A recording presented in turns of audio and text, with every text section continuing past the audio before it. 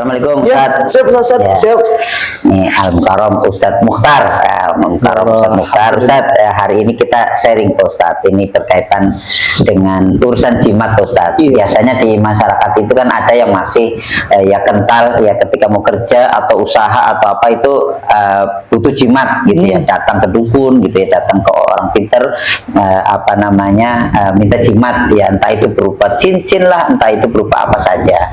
Nah, kalau saya dengar, kalau yang saya tahu kan jimat itu kan syirik Pak Ustadz. Ini tanggapannya gimana Pak Ustadz? Iya, kita butuh menjauhi sesuatu yang membawa kita kepada kesyirikan.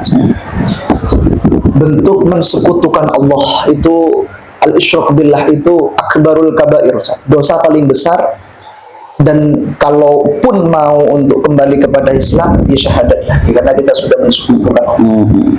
Di dalam Musnad Ahmad, man ta'allaqa syai'an wakila ilaihi. Kalau orang sudah menggantungkan nasibnya kepada sebuah benda, dia berarti menyembah benda itu.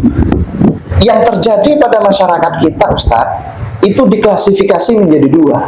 Ada yang minta jimat ke Pak Kiai, ada yang minta jimat ke dukun. Oh iya. Itu Ustaz.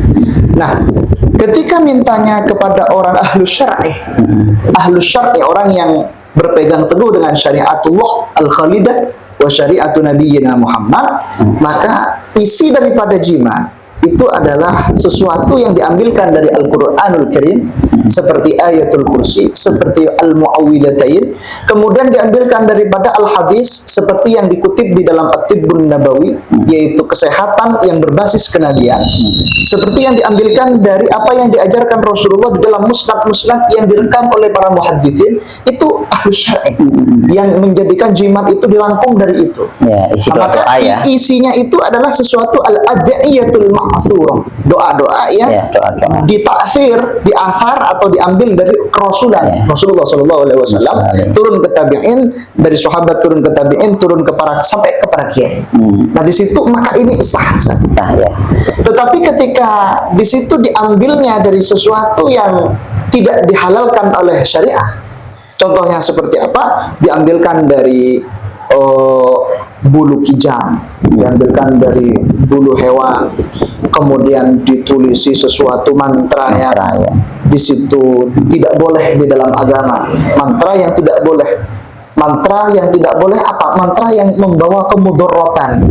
Apa itu kemudaratan? Bahaya kepada diri, bahaya kepada orang lain. Dalam Islam, la dharar wa la dirar. Jangan engkau mengganggu orang lain, jangan engkau menghancurkan diri. Tidak boleh menghancurkan diri sendiri. La tulqu aidiakum ila tahluka. Tidak boleh.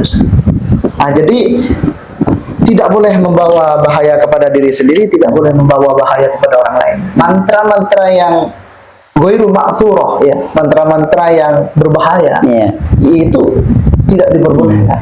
Tidak diperbolehkan. Ada yang seperti mantra agar perempuan, kalau saya pakai ini semua perempuan akan takluk.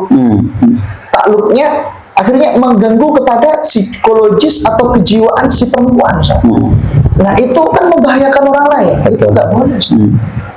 Sehingga di dalam Kutubul Aslaf dijelaskan zikrul mahabbah min anwa'is sikri wa sikru haram. Membaca zikir atau bukan zikir, ya, mantra yang menyebabkan cinta kesemsem parah sehingga jiwa dan psikologisnya terganggu, itu termasuk sihir, dan sihir itu tidak boleh. Itu kan berarti ada klasifikasinya dua. Apakah engkau minta jimatnya kepada ahlus syar'i, orang yang berpegang teguh kepada ahlus syariah, atau berpegang teguh kepada ghairus syariah? Nah, maka tergantung mintanya ke siapa. Minta Anda kepada orang soleh boleh. Minta Anda kepada orang yang tidak baik tidak boleh. Jangankan meminta jimat, Ustaz, kepada orang tidak baik berteman saja. Di dalam agama kita tidak diperbolehkan. Karena as-suhbah tasruqut tiba'an, sebuah partner akan mempengaruhi partner yang lain. Itu mungkin agak panjang ya, jadi karena memang penting. Tapi memang ini terjadi Pak Ustadz, ya, di masyarakat itu memang orang ke jimat itu senang. Ya, ya kalau saya nggak punya jimat Ustaz, tapi saya mintanya doa ke kiai. Jadi Masya Allah. tadi kan Iya, betul. penting istilahnya jimat boleh dengan catatan mintanya ke kiai. Iya, betul. Orang yang ahli ilmu, yang paham Ahli tentang ilmu. doa-doa gitu ya, ahli tentang syariah. kitab, tentang Al-Quran. Tapi kalau ke dukun jangan gitu, karena Iya. nanti juga kelihatannya kayak nggak normal.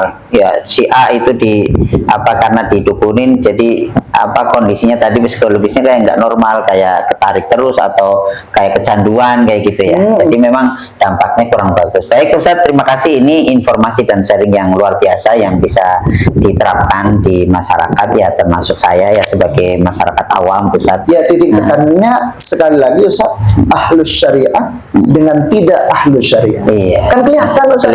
Kelihatan dong Ustaz, orang yang sholat 5 waktu kelihatan, Betul. orang yang betul-betul waro dari penampilannya, zahirnya ya. Iya. Kan manusia punya aklun salim, bisa menimbang saya. Memiliki timbangan, ini kiranya orangnya ini ahlul ilm atau tidak, ahlul amal atau tidak. Seperti itu saya. Dan antara yang rekayasa dengan yang tidak rekayasa pasti ketemu saya. Betul. Pasti ketemu. Kenapa pasti ketemu? Namanya kalau bangkai kecium saya, bau loh. Betul. Ya, mau disimpan bagaimana? Kecium. Betul. Tapi namanya bau harum saat misi ya, mau ditaruh di dalam sampah kecium, kok ada harum-harumnya? Iya. Itu Ustaz. Betul. Emas ditaruh di pasir tetap emas. Emas ditaruh ke dalam sampah emas. Itu ahli syariah. Sedangkan guiru ahli syariah yang tidak berstandarisasi syariah, dia akan dicium juga seperti bangkai tadi. Iya, iya. Oh, ini pasti orang baik, pasti rasanya kegif tenang. Orang ini nggak baik, itu firasah. Makanya ittaqu firasatal mu'minin. Menstandarisasi kebaikan dan tidak baik kadang tenangnya firasat. Karena firasat itu kontrol ilahi. Allah itu mengontrol manusia, mengasih tahu kode-kode alamnya itu dengan firasat. Nah, kalau saya ngumpul dengan dia enak gitu. Saya ngumpul dengan dia gelisah, itu kontras namanya, kontras firasah. Itu di dalam hadis dijelaskan. Baik, terima kasih. Baik Ustaz, terima kasih, ini pasti bermanfaat buat Amin. masyarakat Amin. ya, dan bisa dipraktekkan. Amin. Terima kasih Ustaz. Ya, Assalamualaikum. Waalaikumsalam.